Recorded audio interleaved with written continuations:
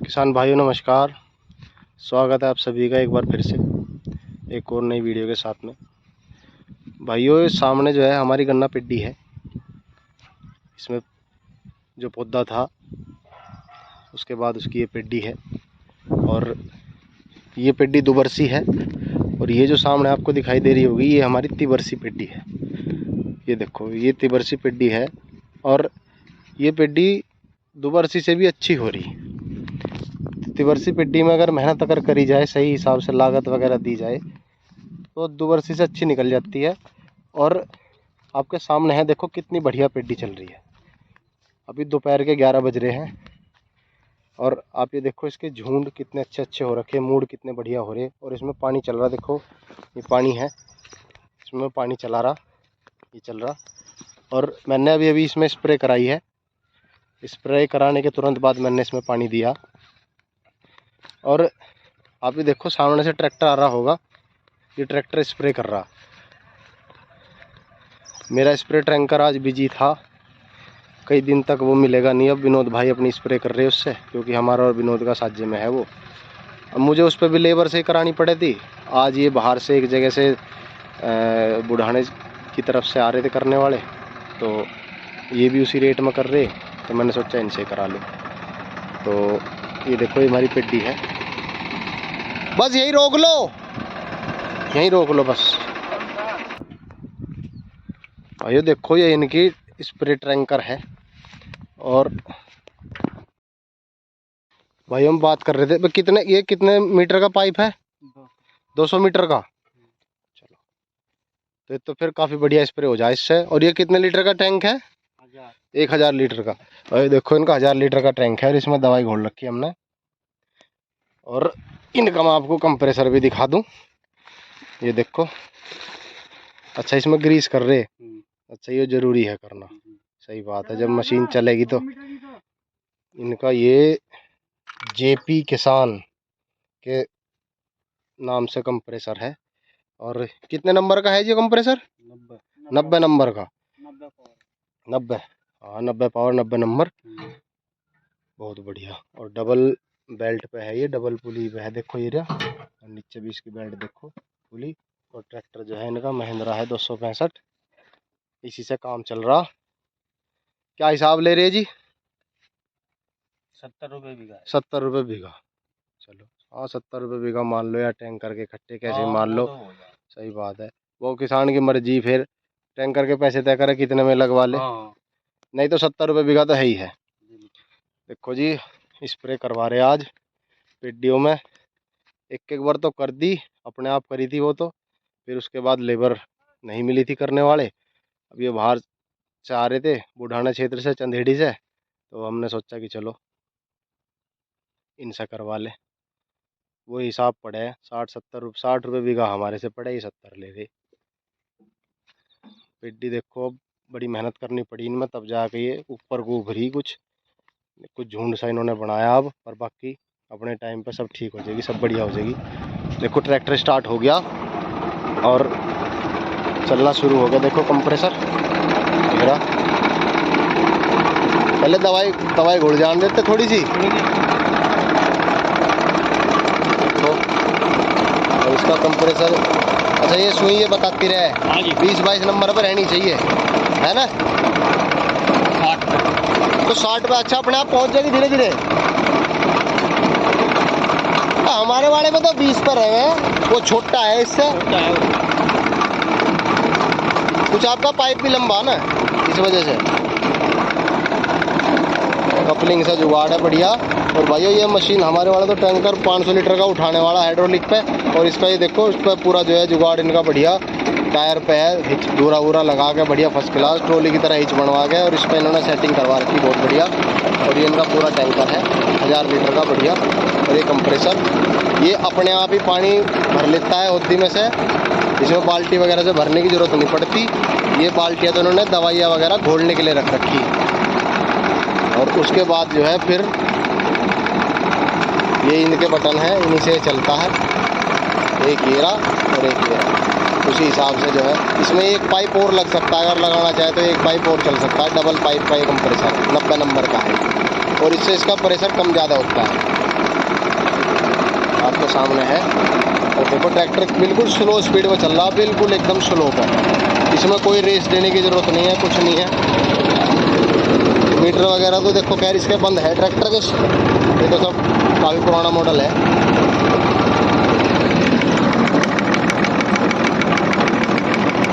देखो पीछे पाइप लग रहा है, पाइप को उतार के करना स्प्रे। ये देखो ये लग रही है स्प्रे करने।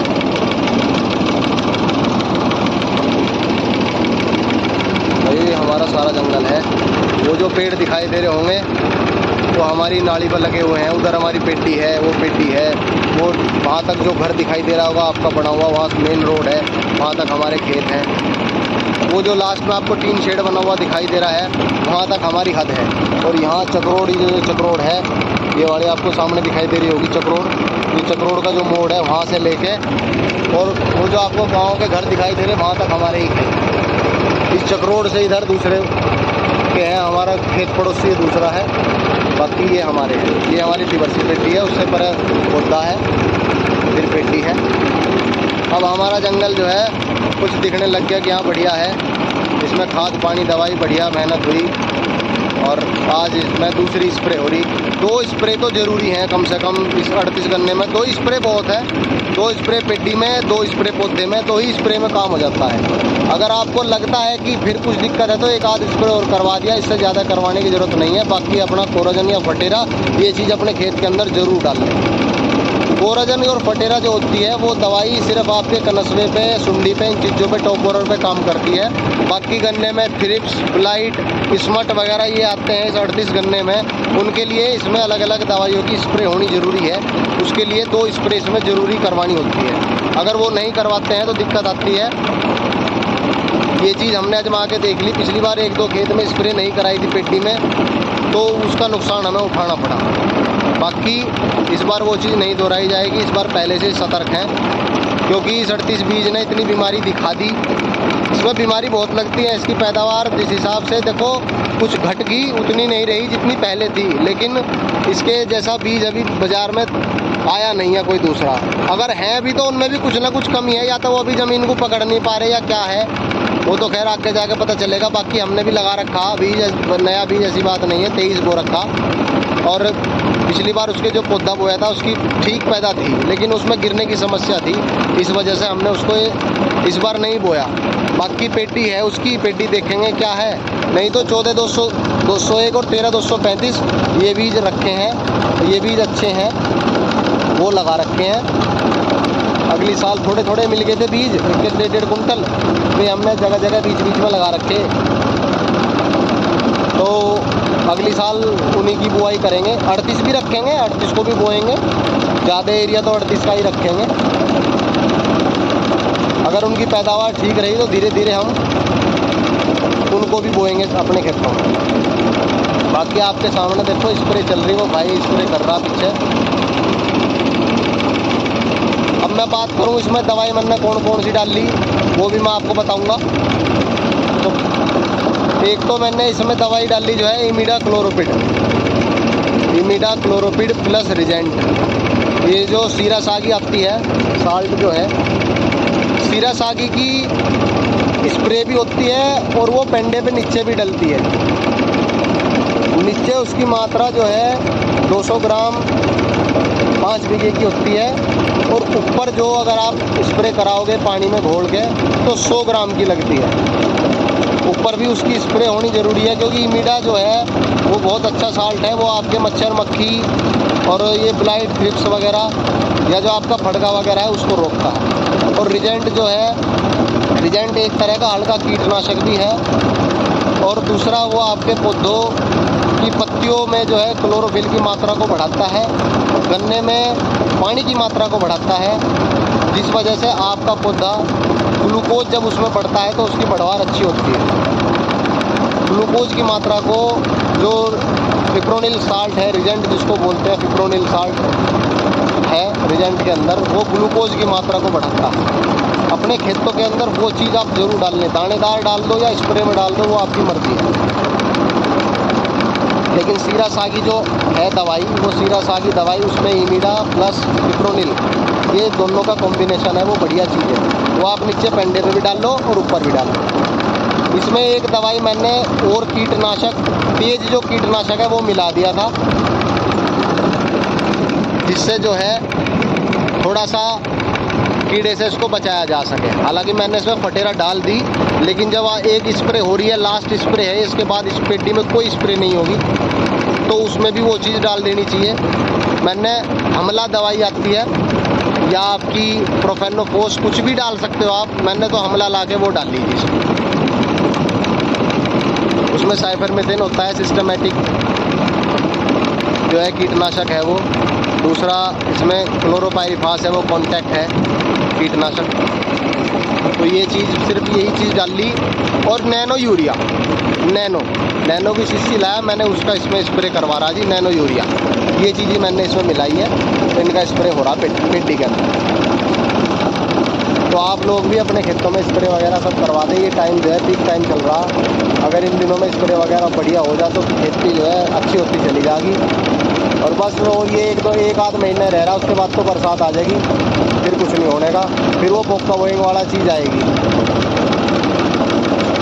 पोक्का बोइंग के लिए भी देखो, पेटी में अगर पोक्का बोइंग आया तो उसमें आप पोक्का बोइंग आने से पहले, बल्कि बरसात आने से पहले ही लक्षण दिखाई दे जाए उसके, तो उसके लिए भी एक स्प्रे करा दे। वैसे वो पौधे में ज़्यादा आता है, पेटी में तो खैर इतना नहीं है, हमारे एरिया में तो पौधे में ही आता है। तो पौधे में तो उसकी स्प्रे कीटनाशक के साथ ही मिलके हो जाएगी। आप किसी भी फंजीसाइड का यूज़ कर सकते हैं। वैसे कार्बनडाजिम, मैंकोजिब, ये सबसे अच्छा फंजीसाइड है। आप कीटनाशक के साथ मिला के इसको डाल लो, बहुत बढ़िया काम करता है। एक या दो स्प्रे पौधे में होती हैं, उन एक या दोनों स्प्रे में आप पौधे में कीटनाशक के साथ मिला के उसकी 2 स्प्रे हो जानी चाहिए। फिर पोक्का बोइंग आएगा तो वो उसको जो है इतना फ़र्क नहीं डालेगा, वो ख़त्म हो जाएगा, उसको पौधे में इतना फ़र्क नहीं पड़ेगा। एक तरह से मान लो कि जैसे आपने गन्ने में कोराजन करते हैं ना, टिक्का लग गया, एक तरह की वैक्सीन समझ लो कि बीमारी आई, हमारी इम्यूनिटी पावर ठीक है, तो फिर जो है इतना असर नहीं डालने की।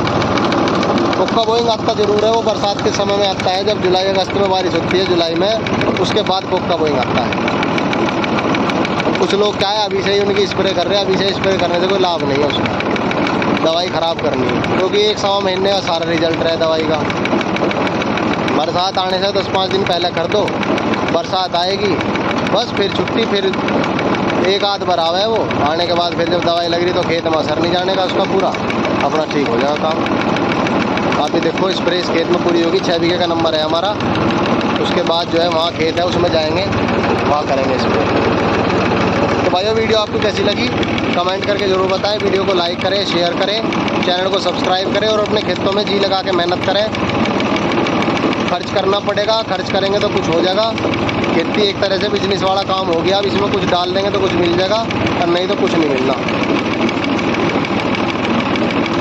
खूब मन लगा के जो है अपना मन से काम करें, मन से काम होगा तभी खेती अच्छी हो पाएगी, नहीं तो हो नहीं पाएगी।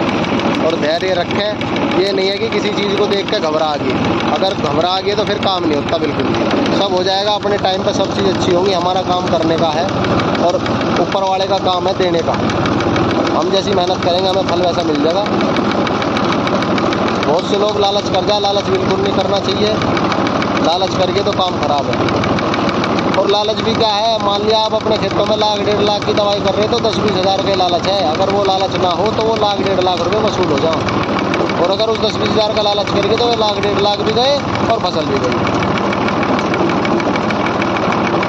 हमारे पास 80-85 बीघे गन्ना है, 80-85 बीघे गन्ना में कितनी दवाई जो है लग जाती है। दवाई, खाद, पानी, डाई बाई, यूरिया वगैरह, ये सारा कितने तक का एवरेज आ जाएंगे। हर साल कुछ ना कुछ बढ़े ही है खर्चा।